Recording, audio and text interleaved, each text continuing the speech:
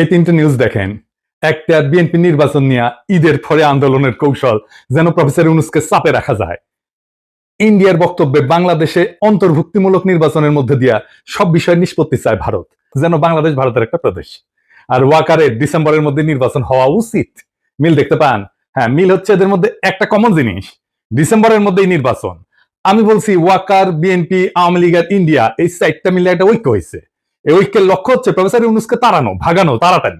এতে চার পক্ষেরই লাভ। রাষ্ট্রটায় কোনো সংস্কার হবে না, যা আগে ছিল তাই থাকবে, ঘুরে মাগুর চ্যাং। আর্মির জেনারেলরা যে আকাম করছে, গুম খুনে যুক্ত ছিল, সেটার বিচার হবে না। জুলাই আগস্ট বিপ্লবে ওয়াকারের আর্মি গুলি করে মানুষ মারিছে। গতকালই নেত্র নিউজে একটা রিপোর্ট আসছে, 5ই আগস্ট সকালে আর্মি টার্গেট কইরা মাথায় গুলি করে মানুষ মারছে, টার্গেট কইরা, বিনা উস্কানিতে। এই যে এটা দেখে নিয়েন, খুব ভালো রিপোর্ট করছে এটা।